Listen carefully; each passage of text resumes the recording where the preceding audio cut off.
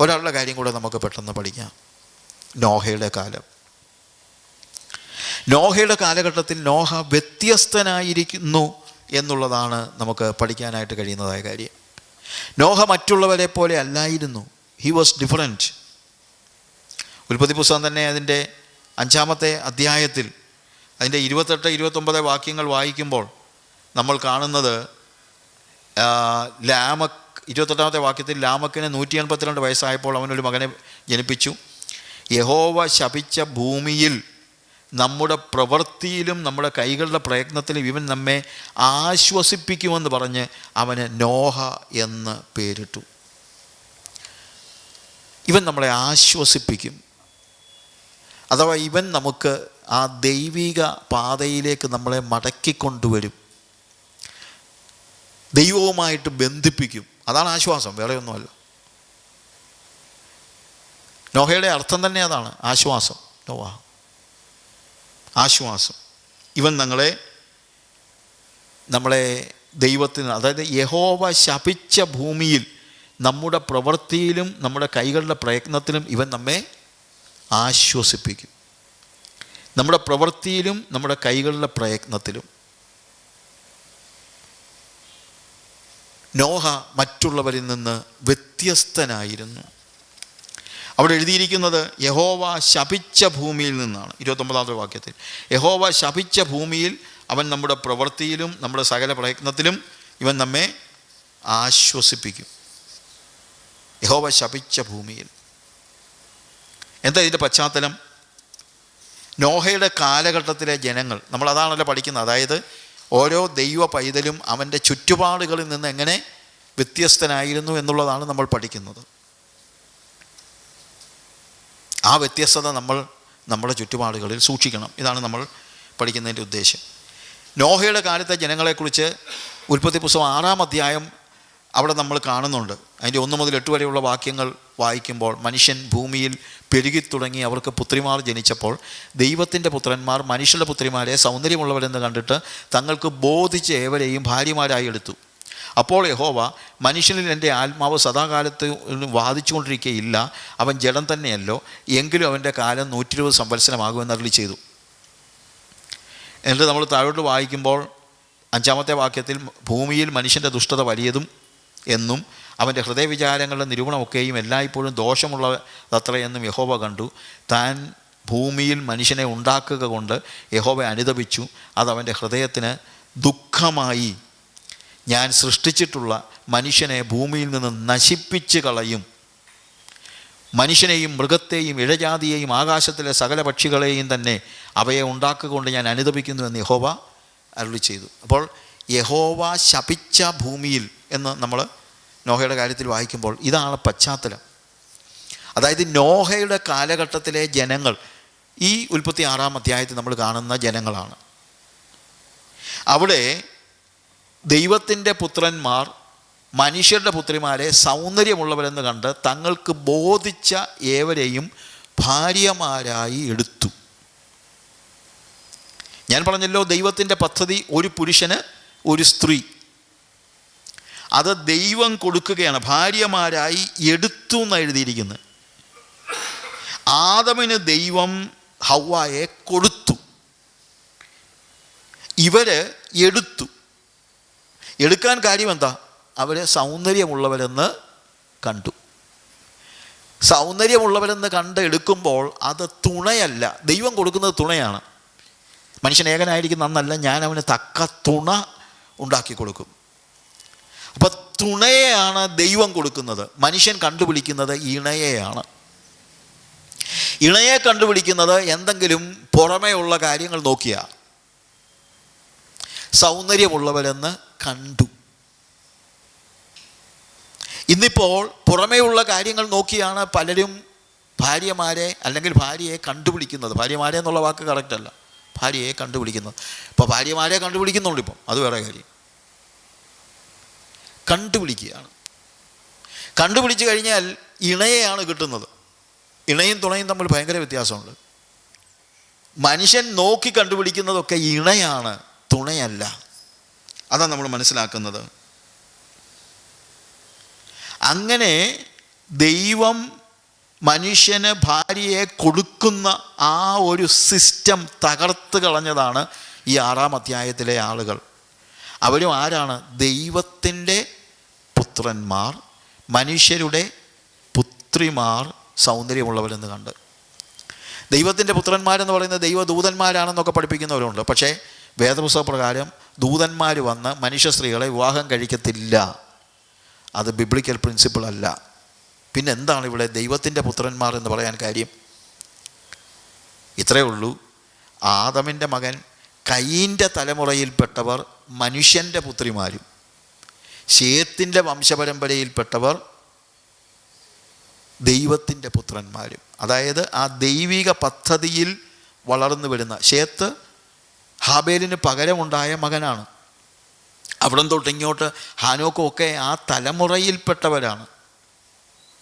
അങ്ങനൊരു തലമുറയാണ്. ആ തലമുറയിൽപ്പെട്ടവർ ദൈവത്തിൻ്റെ മക്കളും ദൈവത്തിൻ്റെ പുത്രന്മാർ. മറ്റേത് കയീൻ്റെ തലമുറയിൽപ്പെട്ടവർ. അവർ എന്തെങ്കിലുമൊക്കെ കാണിച്ച് അങ്ങനെ ജീവിക്കുന്നതല്ലാതെ അവരെ സംബന്ധിച്ചിടത്തോളം അവർക്ക് ആ ദൈവിക പദ്ധതിയില്ല. അതുകൊണ്ട് എന്താ സംഭവിക്കുന്നത്? അവർ സൗന്ദര്യത്തിനുള്ള കാര്യങ്ങളൊക്കെ ചെയ്ത് മനുഷ്യനെ മയക്കി. ദൈവത്തിൻ്റെ പുത്രന്മാരിപ്പോൾ മനുഷ്യരുടെ പുത്രിമാരുടെ സൗന്ദര്യം കണ്ട് വീണുപോയി. അവരാരും പറഞ്ഞില്ല ഞങ്ങൾ ദൈവികമായ ഒരു പാരമ്പര്യത്തിൽ വളരുന്നവരാണ്, അതുകൊണ്ട് ഞങ്ങൾക്ക് മാനുഷിക പാരമ്പര്യത്തിൽ ജീവിക്കുന്നവരെ വേണ്ട എന്ന് പറഞ്ഞില്ല. അവർ വേർപാട് നഷ്ടപ്പെടുത്തി. നിങ്ങൾ അവിശ്വാസികളോട് ഇണയില്ല പിണ കൂടരുത്. എന്നാൽ ഈ ഉൽപ്പത്തി പുസ്തകം 6-ാം അധ്യായത്തിൽ നമ്മൾ കാണുന്നത് ദൈവിക ലീനിയേജിൽ വളർന്നു വന്നവരായ ശേത്തിൻ്റെ തലമുറയിൽപ്പെട്ട ദൈവികരായ ആളുകൾ ഇപ്പോൾ മനുഷ്യപുത്രിമാരുടെ സൗന്ദര്യം കണ്ട് അവരുടെ സൗന്ദര്യത്തിൽ വീണ് അവരെ ഭാര്യമാരായി എടുത്തു എന്നാണ് പറയുന്നത്. അവരാരും ചോദിച്ചില്ല ദൈവമേ ഇത് ദൈവഹിതമാണോ എന്ന് ചോദിച്ചില്ല. ദൈവഹിതമാണോ എന്ന് ചോദിച്ചാൽ ഇതൊന്നും നടക്കത്തില്ലല്ലോ. നമ്മുടെ തലമുറയിൽപ്പെട്ട ആളുകൾ, നമ്മുടെ കുഞ്ഞുങ്ങൾ, ചിലപ്പോൾ അവർ ഏതെങ്കിലും ഒരു പുരുഷനെ കണ്ടു സ്നേഹം തോന്നി എന്നൊക്കെ പറയുന്നത് നമ്മൾ ഒരു പരിധി വരെയൊക്കെ നമുക്ക് അക്സെപ്റ്റ് ചെയ്യാം. പക്ഷേ ദൈവത്തോട് ചോദിക്കണം, കർത്താവേ ഇവളെയാണോ എനിക്ക് വെച്ചിരിക്കുന്നത്? ഇവളാണോ എനിക്കുള്ള വ്യക്തി? ഇവളാണോ എൻ്റെ ഭാര്യയിൽ എന്നൊന്ന് ചോദിക്കണം. അങ്ങനെയാണെങ്കിൽ മാത്രം മതി. കാരണം നമ്മുടെ ജീവിതത്തിൽ നമ്മളെ നിയന്ത്രിക്കുന്നത് ദൈവമായിരിക്കണം. ദൈവം തരുന്നത് മതി എനിക്ക്. എൻ്റെ കൂട്ടാളിയെ എനിക്ക് ദൈവം തരണം. അത് പുരുഷനാണെങ്കിലും സ്ത്രീ ആണെങ്കിലും ദൈവം തരണം. ഇന്നിപ്പോൾ ഇതൊക്കെ പ്രസംഗിച്ചാൽ തന്നെ ആൾക്കാർക്ക് ഇഷ്ടമില്ല. എന്തോ ബ്രദറെ ഇങ്ങനെയൊക്കെയാണോ പ്രസംഗിക്കുന്നത്? ഇത് ഭയങ്കര കട്ടിയാണ്, ഇത് കഠിന വാക്ക്. എല്ലാവരും പറഞ്ഞു സാജി ബ്രദറിൻ്റെ പ്രസംഗം കേട്ട് കഴിഞ്ഞാൽ ഭയങ്കര കഠിന വാക്കാണ്. ഇതുപോലുള്ള കാര്യം പറഞ്ഞത് കൊണ്ടാണ് ഞാൻ പറഞ്ഞു. യേശു സംസാരിച്ചപ്പോഴും ആൾക്കാർ പറഞ്ഞത് ഇത് കഠിന വാക്കെന്നാണ്. ദൈവവചനം അത് ഞാനോ മറ്റൊരാളോ പ്രസംഗിക്കുന്നതല്ല. ദൈവത്തിൻ്റെ വചനം അതുപോലെ പ്രസംഗിച്ചാൽ മിക്കവർക്കും അത് കഠിന വാക്കായിരിക്കും. ഇവിടെ നമ്മൾ മനസ്സിലാക്കുന്ന കാര്യം ഇതാണ്. അവർ ദൈവത്തോട് ആലോചന ചോദിച്ചില്ല. നമ്മുടെ കുഞ്ഞുങ്ങളുടെയൊക്കെ വിവാഹത്തിൻ്റെ സമയത്ത് നമ്മൾ ദൈവത്തോടൊന്ന് ആലോചന ചോദിക്കണം. അവർ ഭാര്യമാരായി എടുത്തു എന്നുള്ളതാണ്.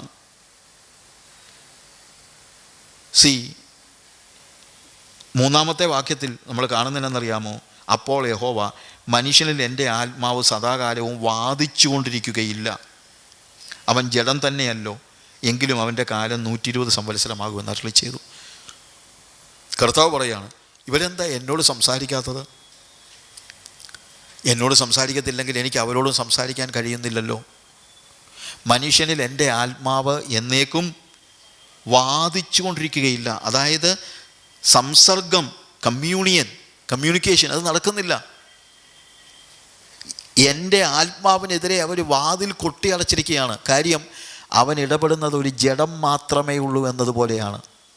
ഒരു ശരീരം മാത്രമേ ഉള്ളൂ എന്നതുപോലെ ഇടപെടുന്നവരായ ദൈവത്തിൻ്റെ പുത്രന്മാർ. ദൈവത്തിൻ്റെ പുത്രന്മാരെന്ന് ഉദ്ദേശിക്കുന്നത് ദൈവമക്കൾ എന്നങ്ങ് പറഞ്ഞു. ദൈവമക്കൾ എന്ന് വിളിക്കപ്പെടുന്നവരായ ആളുകൾ, ദൈവമക്കളെന്ന് വിളിക്കപ്പെടുന്നവരായ ആളുകൾ പോലും ഇപ്പോൾ ദൈവശബ്ദം കേൾക്കാനായിട്ട് കാത് തുറന്നു കൊടുക്കുന്നില്ല. They live as if they have only flesh. ഒരു ജഡം മാത്രമേ ഉള്ളൂ എന്നതുപോലെ അവരിടപെടുന്നു. അതാ പ്രോബ്ലം. ഇന്നത്തെ നമ്മളെ ഏറ്റവും വലിയ പ്രശ്നം നമ്മൾ സഭകളിൽ കാണുന്നത്, ആത്മാവിൻ്റെ ശബ്ദം കേൾക്കാൻ നമ്മുടെ വിശ്വാസികൾ പോലും തയ്യാറാകുന്നില്ല, അതിനുവേണ്ടി ഒരുങ്ങുന്നില്ല. പകരം we live as if we have only flesh. ശരീരം മാത്രമേ ഉള്ളൂ എന്നതുപോലെ ചിന്തിച്ച് ആ രീതിയിൽ ജീവിക്കുന്നവരെ കൊണ്ട് സഭ നിറഞ്ഞിരിക്കുക. ദൈവത്തിൻ്റെ മക്കൾ മനുഷ്യരുടെ പുത്രിമാർ സൗന്ദര്യമുള്ളവരെന്ന് കണ്ടു എന്നാണ് എഴുതിയിരിക്കുന്നത്. ദൈവത്തിൻ്റെ മക്കൾ, ദൈവസഭയെന്ന് കൂട്ടിക്കോ, ദൈവമക്കളെന്ന് പറഞ്ഞു. ദൈവമക്കൾ ഇപ്പോൾ ജഡം മാത്രമുള്ളവരെ പോലെ ഇടപെട്ടുകൊണ്ടിരിക്കുന്നതായ ഒരു കാലഘട്ടം. ഹല്ലേലൂയ. അങ്ങനെ ഒരു സാഹചര്യത്തിൽ അവിടെ നമ്മൾ കാണുന്നത്, ആത്മാവിനെ കെടുത്തു കളയുന്ന ആ ഒരു സാഹചര്യത്തിൽ ദൈവം പറയുക 3-ാമത്തെ വാക്യത്തിൽ, എന്നേക്കും എൻ്റെ ആത്മാവ് മനുഷ്യനുമായി സംസാരിച്ചുകൊണ്ടിരിക്കത്തില്ല എന്ന് പറഞ്ഞിട്ട് 5-ാമത്തെ വാക്യത്തിൽ നമ്മൾ കാണുന്നത്, ഭൂമിയിൽ മനുഷ്യൻ്റെ ദുഷ്ടത വലിയതെന്നും അവൻ്റെ ഹൃദയവിചാരങ്ങളുടെ നിരൂപണമൊക്കെയും എല്ലായ്പ്പോഴും ദോഷമുള്ളതെന്നും യഹോവ കണ്ടു. താൻ ഭൂമിയിൽ മനുഷ്യനെ ഉണ്ടാക്കുകൊണ്ട് യഹോവ അനുതപിച്ചു, അതവൻ്റെ ഹൃദയത്തിന് ദുഃഖമായി. ആദാം തെറ്റ് ചെയ്തപ്പോഴും അവന് ദുഃഖമുണ്ടായെങ്കിലും ഗോഡ് ഗ്രീവ്ഡ് എന്നെഴുതിയിരിക്കുന്നത് ആദ്യം ഇവിടെയാണ്. God grieved. എപ്പോഴാണ് ദൈവം ദുഃഖിക്കുന്നത്? അവൻ്റെ ശബ്ദം കേൾക്കാൻ നമ്മൾ കാതു കൊടുക്കാതെ, ഒരു ശരീരം മാത്രമേ ഉള്ളൂ എന്നുള്ള ചിന്ത പോലെ നമ്മുടെ തീരുമാനങ്ങൾ നമ്മൾ തന്നെ എടുക്കുമ്പോൾ, നമ്മുടെ ജീവിതത്തിൻ്റെ ഓരോ മണ്ഡലങ്ങളിലും ആലോചന ദൈവത്തോട് ചോദിക്കുന്നതിന് പകരം ഞാൻ തന്നെ തീരുമാനമെടുത്ത് എൻ്റെ ഇഷ്ടപ്രകാരം ജീവിക്കാൻ ഞാൻ തീരുമാനമെടുക്കുമ്പോൾ ദൈവം ദുഃഖിക്കുന്നു. ദൈവമക്കൾ ദൈവത്തോട് ആലോചന ചോദിക്കാതിരിക്കുന്ന കാലയളവിൽ ദൈവം ദുഃഖിക്കുന്നു. നമ്മളെയൊക്കെ ഓർത്ത് ദൈവം ദുഃഖിക്കുന്നുണ്ടോ എന്നൊന്ന് ആലോചിച്ചേ. കാര്യം നമ്മൾ കർത്താവിനോട് ആലോചന ചോദിക്കുന്നുണ്ടോ? ദൈവശബ്ദം കേൾക്കുന്നുണ്ടോ? പ്രിയമുള്ളവരെ, എത്ര കഷ്ടമാണെന്നൊന്ന് ആലോചിച്ച് നോക്കിയേ. ദൈവത്തെ ദുഃഖിപ്പിക്കരുത്. ഇവിടെ വലിയ വലിയ കാര്യങ്ങളൊന്നുമല്ല, ഒരു ചെറിയ കാര്യമാണ് കർത്താവ് പറയുന്നത്. ചെറിയ കാര്യം വലിയ കാര്യമാണ് അല്ലെന്നല്ല, അവരെന്നോട് ആലോചന ചോദിക്കുന്നില്ല, എന്നോട് സംസാരിക്കുന്നില്ല, അവർ സ്വയമായി തീരുമാനമെടുക്കുന്നു. ഹല്ലേലൂയ. മനുഷ്യൻ്റെ ദുഷ്ടത വലിയത്. God grieved. അവനിൽ ദൈവം സംസാരിക്കുന്നില്ല. താൻ സൃഷ്ടിച്ച സൃഷ്ടിയെപ്പറ്റി ദൈവം ദുഃഖിക്കുന്നു. ദൈവം ദുഃഖിക്കുന്നു. ആ തലമുറയിലാണ് ദൈവം നോഹയെ വിളിച്ചത്. നമ്മൾ ഉദ്ദേശിക്കുന്നത് പോലെ ദൈവത്തിൻ്റെ പിന്നാലെ ഇറങ്ങി പുറപ്പെടുന്നവരുടെ പശ്ചാത്തലവും അവരുടെ ചുറ്റുമുള്ളവരെല്ലാം എല്ലാവരെയും അക്സെപ്റ്റ് ചെയ്യുന്നൊന്നും ചിന്തിച്ചിട്ട് കാര്യമില്ല. പലപ്പോഴും വിപരീത സാഹചര്യങ്ങളിൽ ദൈവം നമ്മളെ വിളിക്കുന്നു. ദുഃഖകരമായ, ദൈവവുമായി ബന്ധമില്ലാത്ത ജനങ്ങളുടെ മധ്യത്തിൽ അങ്ങനെ ഒരു തലമുറയിൽ ദൈവം നോഹയെ വിളിക്കുന്നു. ഭൂമിയിലെ സകല മനുഷ്യരും ദൈവത്തെ വിട്ടകന്നു പോയ സാഹചര്യത്തിൽ ദൈവമക്കളെന്ന് പേരുള്ളവർ പോലും ദൈവത്തിൻ്റെ ആത്മാവിൻ്റെ ശബ്ദത്തിന് ചെവി കൊടുക്കാതെ ദൈവത്തെ വിട്ടുകളഞ്ഞപ്പോൾ, it's not a small thing, അവിടെ ദൈവം നോഹയെ വിളിക്കുകയാണ്. ഭൂമിയിലെ സകല മനുഷ്യരും ദൈവത്തെ വിട്ട് പിന്തിരിഞ്ഞപ്പോൾ ഒറ്റയ്ക്ക് നിൽക്കാനായിട്ട് ദൈവം നോഹയെ വിളിക്കുകയാണ്. ഒറ്റയ്ക്ക് നിൽക്കാൻ.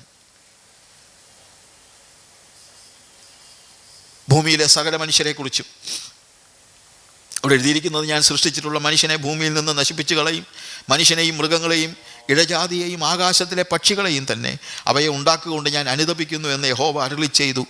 എന്നാൽ നോഹയ്ക്ക് യഹോവയുടെ കൃപ ലഭിച്ചു.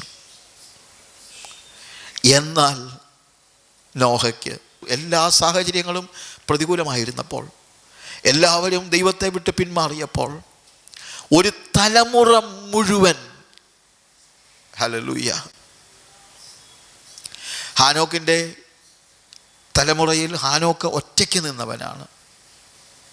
ഹാബേലിൻ്റെ തലമുറയിൽ ഹാബേൽ ഒറ്റയ്ക്ക് നിന്നവനാണ്. ഇവിടെ നോഹയുടെ തലമുറയിൽ അന്ന് 1, 2 അല്ലെ 10 പേരൊക്കെ ആയിരുന്നു ഉണ്ടായിരുന്നല്ലേ. ഇതല്ല. The whole generation, the whole earth, ഭൂമി മുഴുവൻ,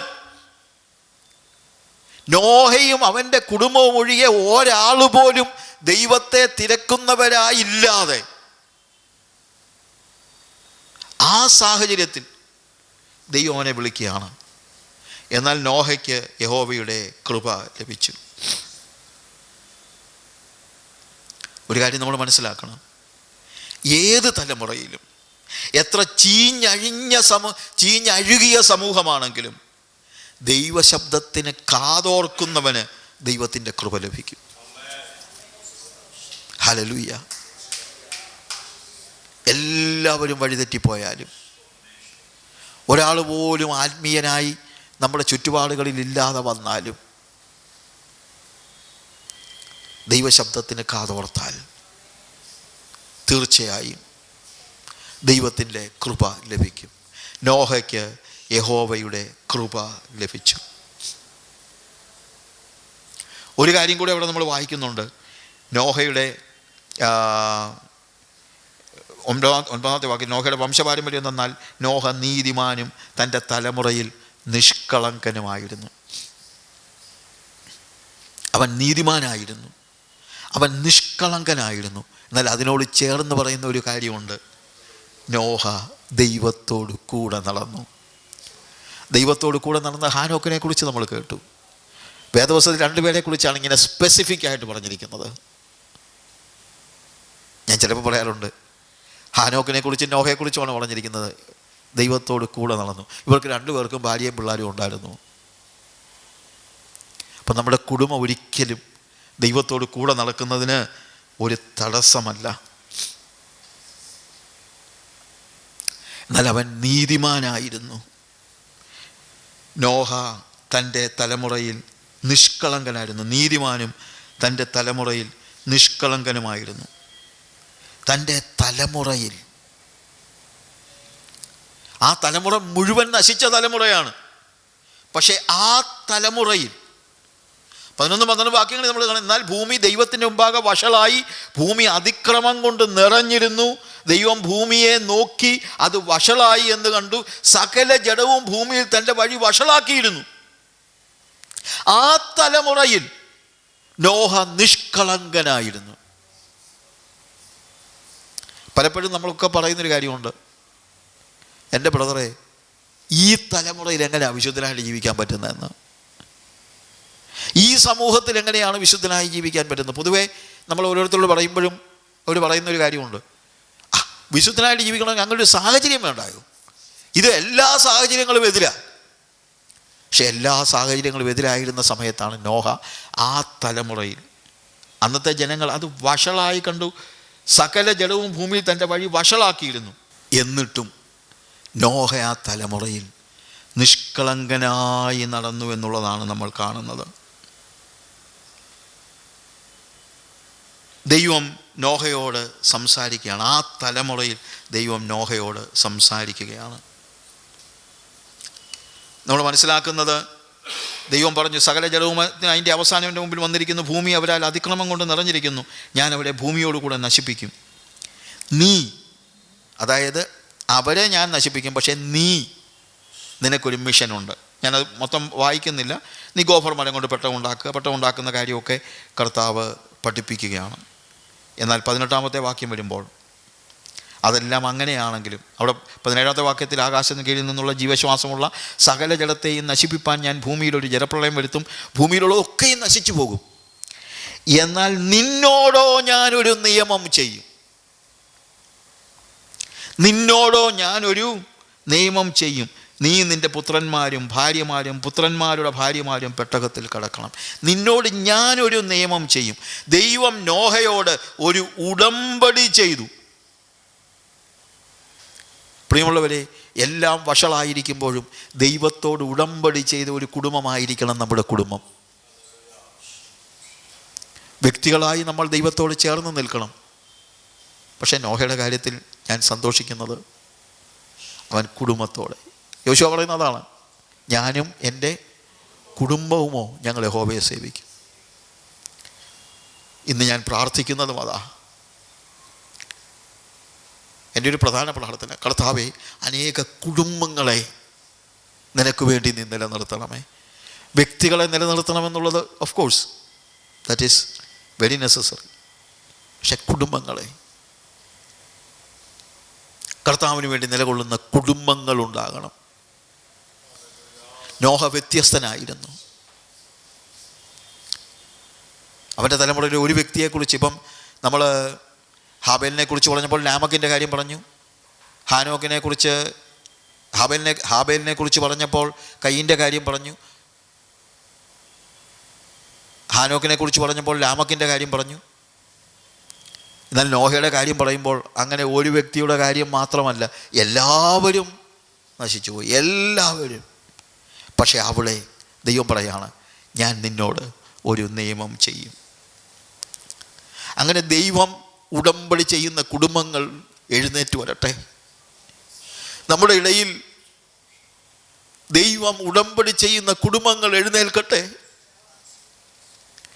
ദൈവവുമായിട്ടുള്ള നിരന്തര സംസർഗത്തിലേക്ക് കടന്നു വരുന്ന കുടുംബങ്ങൾ എഴുന്നേറ്റ് വരട്ടെ. I am praying for that. അതിനുവേണ്ടി നമ്മൾ പ്രാർത്ഥിക്കണം. നമ്മുടെ കുടുംബങ്ങൾക്ക് വേണ്ടി പ്രാർത്ഥിക്കണം. നമ്മുടെ കുഞ്ഞുങ്ങൾക്ക് വേണ്ടി പ്രാർത്ഥിക്കണം. നോഹയും ഭാര്യയും മാത്രമല്ല, നോഹയുടെ പുത്രന്മാര്, നോഹയുടെ കുടുംബം മുഴുവനായിട്ട്. 7-ാമത്തെ അധ്യായം 1-ാമത്തെ വാക്യത്തിൽ കർത്താവ് പറയുന്ന, അനന്തരം യഹോവ നോഹയോട് കൽപ്പിച്ചെന്തെന്നാൽ, നീയും സർവ്വ കുടുംബവുമായി പെട്ടകത്തിൽ കടക്ക.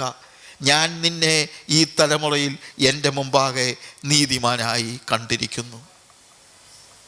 നീ നിൻ്റെ കുടുംബവുമായി, സർവ്വ കുടുംബവുമായി നീ പെട്ടകത്തിൽ കടക്ക. പ്രിയമുള്ളവരെ, നമുക്ക് ഈ സാഹചര്യത്തിൽ വ്യക്തികൾ ചിലരെങ്കിലും കർത്താവിനെയൊക്കെ അറിഞ്ഞു വരുന്നവരും ഉടമ്പടി ചെയ്യുന്നവരുമുണ്ട്. പക്ഷേ കുടുംബങ്ങളുടെ കാര്യം, നമ്മുടെ കുഞ്ഞുങ്ങളുടെ കാര്യമൊക്കെ ഒന്ന് ആലോചിച്ച് നോക്കിക്കേ. നമ്മളെടുത്ത വേദപുസ്തകം നമ്മുടെ കുഞ്ഞുങ്ങൾ എടുക്കുന്നുണ്ടോ?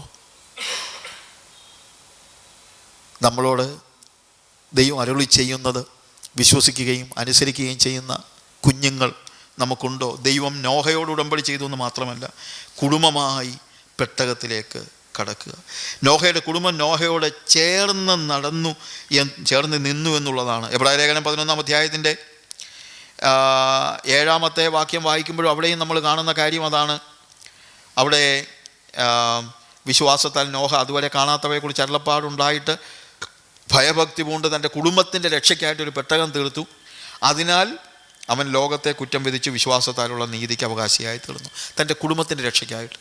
കർത്താവ് പറയുന്നതും അതാ, നീ നിൻ്റെ കുടുംബവുമായിട്ട് നീ പെട്ടകത്തിൽ കടക്ക. വേറെ ആർക്ക് വേണമെങ്കിലും കടക്കാം, ആർക്ക് വേണമെങ്കിലും. പക്ഷെ ആരും കടന്നില്ല. പക്ഷെ ആർക്ക് വേണമെങ്കിലും കടക്കാം. എന്നാൽ ഏറ്റവും കുറഞ്ഞത് അവൻ്റെ കുടുംബം അവൻ അനുസരിക്കുന്നതാണ് നമ്മൾ കാണുന്നത്. അവൻ കാര്യങ്ങളെ കർത്താവ് പറഞ്ഞതനുസരിച്ച് എല്ലാ കാര്യങ്ങളും അതുപോലെ ചെയ്യുന്നതായിട്ട് നമ്മൾ കാണുന്നു. ഉൽപ്പത്തി പുസ്തകത്തിലേക്ക് നമുക്ക് മടങ്ങി വരാം. 6-ാം അധ്യായത്തിൻ്റെ 22-ാം വാക്യത്തിൽ, ദൈവം തന്നോട് കൽപ്പിച്ചതൊക്കെയും നോഹ ചെയ്തു, അങ്ങനെ തന്നെ അവൻ ചെയ്തു. ദൈവം നോഹയോട് കൽപ്പിച്ചതൊക്കെയും നോഹ ചെയ്തു, അങ്ങനെ തന്നെ അവൻ ചെയ്തു. അത് എടുത്തു പറയാം, അങ്ങനെ തന്നെ. അതായത് പൊത്തുരുത്തത്തിലല്ല, ഒരു ചെറിയ കാര്യത്തിൽ പോലും ഒരു കുറവില്ലാതെ, ഒരു കോംപ്രമൈസും ഇല്ലാതെ. ദൈവം പറഞ്ഞതിന് ഒരു കോംപ്രമൈസും ഇല്ല. ആ രീതിയിൽ 7-ാം അധ്യായത്തിൻ്റെ 5-ാം വാക്യത്തിലും യഹോവ തന്നോട് കൽപ്പിച്ച പ്രകാരമൊക്കെയും നോഹ ചെയ്തു എന്ന് നമ്മൾ കാണുന്നു. നോഹ ചെയ്തു. അതിൻ്റെ 7-ാമത്തെ വാക്യത്തിൽ, നോഹയും പുത്രന്മാരും അവൻ്റെ ഭാര്യയും പുത്രന്മാരുടെ ഭാര്യമാരും ജലപ്രളയം നിമിത്തം പെട്ടകത്തിൽ കടന്നു. അവൻ്റെ കുടുംബം മൊത്തം അനുസരിച്ചു. നോഹ മാത്രമല്ല അനുസരിച്ചത്, അവരെല്ലാവരും അനുസരിച്ചു. ഞാൻ ചിലപ്പം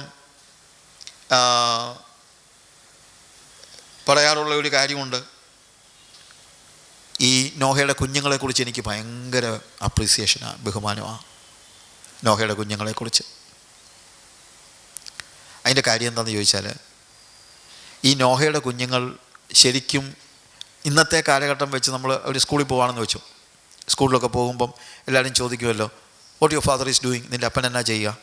അപ്പോൾ അവർ പറയും, എൻ്റെ അപ്പന് ഒരു കട നടത്തുക, അല്ലെങ്കിൽ എൻ്റെ അപ്പന് ഒരു വേറെ എന്തെങ്കിലും ഹോസ്പിറ്റൽ നടത്തുക, എന്തെങ്കിലുമൊക്കെ കാര്യങ്ങളൊക്കെ പറയും. നോഹയുടെ മക്കളോട് കൂട്ടുകാർ ചോദിച്ചു, എടാ നിങ്ങളുടെ അപ്പൻ എന്നാ ചെയ്യുന്നത്? ഉടനെ പറഞ്ഞ്, ഞങ്ങളുടെ അപ്പൻ ഒരു വലിയൊരു കപ്പൽ പണിയാണ്. കപ്പൽ പണിയോ? എവിടെ? മെഡിറ്ററേനിയൻ സീയുടെ അടുത്ത് വല്ലതും ആണോ? അല്ലല്ല, ഒരു മലയുടെ മുകളിലാണ്. മലയുടെ മുകളിൽ ആരെങ്കിലും കപ്പൽ പണിയോടാ? പറഞ്ഞു, എടാ കടലുള്ളിടത്തല്ലേ കപ്പൽ പണിയുണ്ടേ? ഞങ്ങളുടെ അപ്പൻ പറഞ്ഞു കപ്പൽ പണിത് കഴിയുമ്പം കടൽ ഇങ്ങോട്ട് വന്നോളൂ എന്ന്.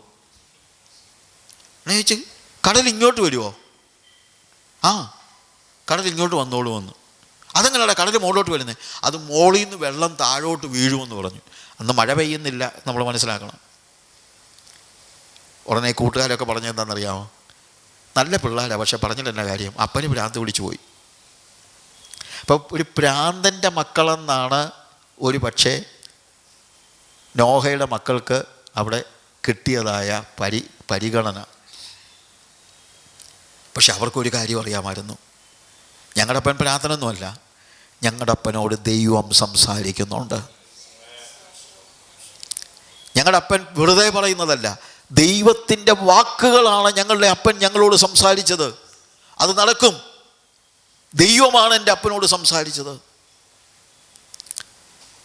ഞാൻ ചിലപ്പോൾ പറയാറുണ്ട്, ഒരു മനുഷ്യൻ്റെ ജീവിതത്തിലെ ഏറ്റവും വലിയ ഭാഗ്യം അവൻ്റെ മക്കൾ പറയുകയാണ് എൻ്റെ അപ്പനോട് സംസാരിക്കുന്നത് ദൈവമാണെന്ന് വിശ്വസിക്കുന്നതാണ് ഏറ്റവും വലിയ ഭാഗ്യം. അങ്ങനെ നോഹയുടെ മക്കൾ അവനോട് കൂടെ നിന്നു എന്നുള്ളതാണ് നമ്മൾ മനസ്സിലാക്കുന്നത്. കൂടെ നിന്നു. അതിനുശേഷം നമ്മൾ 13 മുതലുള്ള വാക്യങ്ങൾ വായിക്കുമ്പോൾ, അന്ന് തന്നെ നോഹയും നോഹയുടെ പുത്രന്മാരായ ശേമും ഹാമും യാഫത്തും നോഹയുടെ ഭാര്യ അവൻ്റെ പുത്രന്മാരുടെ 3 ഭാര്യമാരും പെട്ടകത്തിൽ കിടന്നു. അവരും അതത് തരം കാട്ടുമൃഗങ്ങളും അതത് തരം കന്നുകാലികളും നിലത്തിഴയുന്ന അതത് തരം ഇഴജാതിയും അതത് തരം പറവകളും അതത് തരം പക്ഷികളും തന്നെ ജീവശ്വാസമുള്ള സർവ്വജലത്തിൽ നിന്നും ഈരണ്ട് നോഹയുടെ അടുക്കൽ വന്ന് പെട്ടകത്തിൽ കടന്നു. മൃഗങ്ങൾ വരെ അനുസരിച്ചു, പക്ഷേ നോഹയുടെ തലമുറയിലെ ഒറ്റ മനുഷ്യൻ പോലും അതനുസരിച്ചില്ല. അവൻ നീതിപ്രസംഗി എന്നാണ് നോഹയെക്കുറിച്ച് നമ്മൾ വായിക്കുന്നത്. അവൻ എല്ലായിടത്തും പോയി പറഞ്ഞതാ, പറയാതിരുന്നൊന്നുമില്ല. അവന് കിട്ടിയ സന്ദേശം അവൻ ജനങ്ങളെ അറിയിച്ചെങ്കിലും ആരും അത് വിശ്വസിച്ചില്ല. ദൈവം അവനോട് കൽപ്പിച്ചതുപോലെ അകത്ത് കടന്നവ സർവ്വജലത്തിൽ നിന്നും ആണും പെണ്ണുമായി കടന്നു. യഹോവ വാതിൽ അടച്ചു.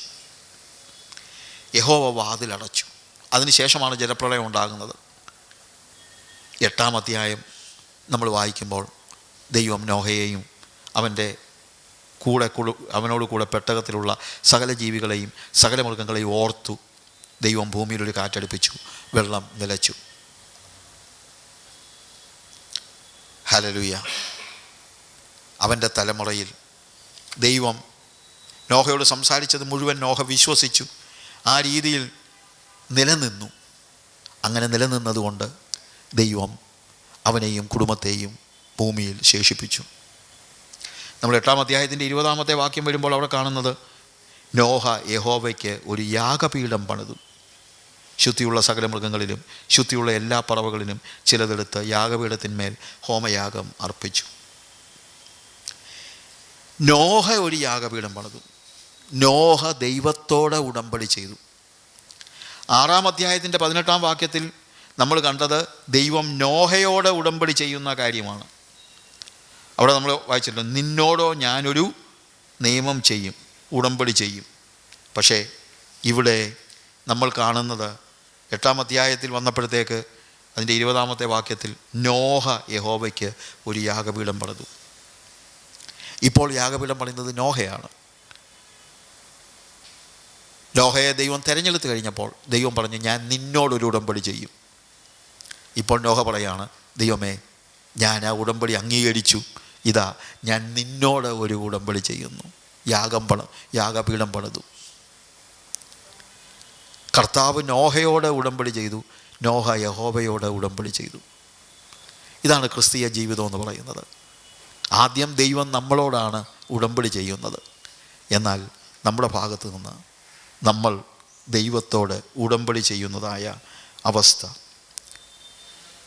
ഉടമ്പടിയെക്കുറിച്ച് അല്ലെങ്കിൽ യാഗത്തെക്കുറിച്ച് ഒത്തിരി കാര്യങ്ങൾ പഠിക്കാനുണ്ട്. നമുക്ക് എപ്പോഴെങ്കിലും അതിനെക്കുറിച്ച് പഠിക്കാം. ഇനിയും അബ്രഹാമിൻ്റെയൊക്കെ യാഗത്തെക്കുറിച്ച് നമ്മൾ പറയുന്നുണ്ട്. എന്നാൽ 8-ാം അധ്യായത്തിൽ അതിൻ്റെ 21-ാമത്തെ വാക്യത്തിൽ ആ യാഗപീഠത്തിന്മേൽ ഹോമയാഗം അർപ്പിച്ചു. 21 യഹോവ സൗരഭ്യവാസന മണത്തപ്പോൾ യഹോവ തൻ്റെ ഹൃദയത്തിൽ അരുളി ചെയ്തു, ഞാൻ മനുഷ്യൻ്റെ നിമിത്തം ഇനി ഭൂമിയെ ശപിക്കുകയില്ല. യഹോവ സൗരഭ്യവാസന മണത്തപ്പോൾ ഞാനിനി, ദൈവം ഒരു ഉടമ്പടി പറയുകയാണ്. ദൈവം പറയുകയാണ്, ഇനി ഞാൻ ഈ ജനത്തെ മൊത്തമായിട്ട് നശിപ്പിക്കുകയില്ല. 22-ാമത്തെ വാക്യത്തിൽ ഭൂമിയുള്ള കാലത്തോളം വിതയും കൊയ്ത്തും ശീതവും ഉഷ്ണവും വേനലും വർഷവും രാവും പകലും നിന്നുപോകയില്ല. ശാപം മാറി അനുഗ്രഹം വരുന്നതായ ഒരവസ്ഥയാണ് നമ്മളിവിടെ കാണുന്നത്. ശാപം മാറി അനുഗ്രഹം വരുന്നതായ അവസ്ഥ. 9-ാം അധ്യായത്തിൽ വീണ്ടും നോഹയെക്കുറിച്ച് നമ്മൾ പറയുമ്പോൾ താഴോട്ട് വീണ്ടും നമ്മൾ വായിക്കുന്നു അവൻ്റെ മക്കളുടെ കാര്യമൊക്കെ. അതിനെക്കുറിച്ച് നമുക്ക് ഒത്തിരി പഠിക്കാൻ ആവശ്യമില്ല. അവർ ദൈവം നോഹയെ തെരഞ്ഞെടുത്തു. മനുഷ്യൻ ദൈവത്തോട് മത്സരിച്ചപ്പോൾ ദൈവ മക്കൾ എന്ന് വിളിക്കപ്പെട്ടിരുന്നവർ ദൈവത്തെ നിഷേധിച്ച് ദൈവിക പാത വിട്ടുപോയപ്പോൾ ഭൂമിയിലുള്ള സകല ജനങ്ങളും, അന്ന് ഭൂമിയിലുണ്ടായിരുന്ന സകല മനുഷ്യരും ദൈവത്തിന് വിരോധമായി നിന്നപ്പോൾ നോഹ ഒറ്റയ്ക്ക് വേർപെട്ടവനായി ദൈവത്തോട് ചേർന്ന് നിന്നു. നമ്മുടെ ചുറ്റുപാടുകളിൽ ഒരുപക്ഷെ നമ്മുടെ ആത്മീയത മനസ്സിലാക്കുന്നവർ പോലും കാണത്തില്ല. അവരൊരു പക്ഷേ നമുക്ക് ഭ്രാന്താണെന്ന് പറഞ്ഞു കാണും. നോഹയ്ക്ക് ഭ്രാന്താണെന്നായിരിക്കും അന്നത്തെ ആൾക്കാർ പറഞ്ഞത്. ആയിക്കോട്ടെ, പക്ഷേ ദൈവവുമായി ഉടമ്പടി ചെയ്യുന്നവനായ നോഹ, ദൈവം നോഹയോട് ഉടമ്പടി ചെയ്തു, നോഹ ദൈവത്തോട് ഉടമ്പടി ചെയ്തു. പ്രിയമുള്ളവരെ, നമുക്ക് വ്യത്യസ്തരാകാം. അതിനുവേണ്ടി നമുക്ക് ഏൽപ്പിച്ചു കൊടുക്കാം. ദൈവമായ കർത്താവ് നമ്മെ സഹായിക്കുമാറാകട്ടെ.